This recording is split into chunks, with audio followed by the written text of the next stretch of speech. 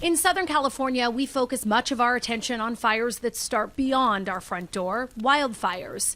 But homeowners and renters need to make sure they have adequate coverage if the fire starts inside the home. Some policies will actually have a different deductible for house fires versus wildfires. The wildfires will have larger deductibles. The house fires are typically just your standard deductible that you have on your policy. Which is why insurance expert Carl Sussman says homeowners should consider the extent of the damage before they file a claim. Let's say you have a $5,000 deductible. Once I've met that deductible, maybe it's going to cost $7,000. So you say, well, that's over my deductible, I should file it. Well, then you want to ask yourself, do I want to have a claim to get $2,000 back?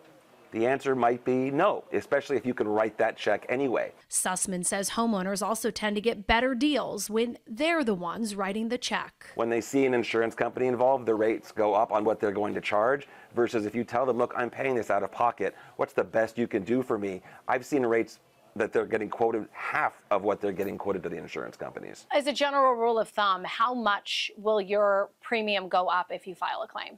There's really no way to tell. It's going to be carrier specific. It's going to be how long you've had that policy active. It's going to be where you're located, the type of claim, the reason behind the claim. At the very least, Sussman says you'll lose your claim-free discount, which typically saves you 10% on your premium. And then going forward from there, again, it really just depends on the company and the policy. 20, 30, 40, have you seen it that high? I've seen it as high as 30%, sure. The new year is a good time to make sure your home is fire safe. Start with checking your smoke alarms.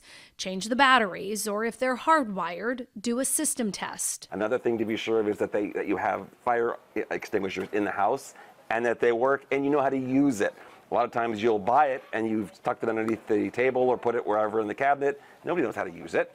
And fun fact, they expire, which I didn't even know.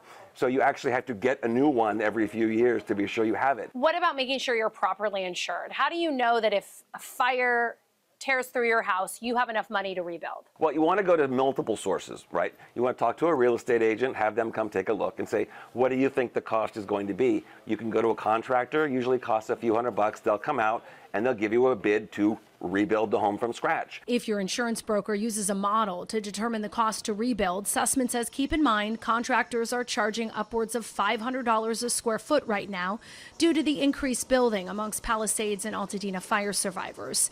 The industry standard of $300 a square foot no longer applies to Southern California.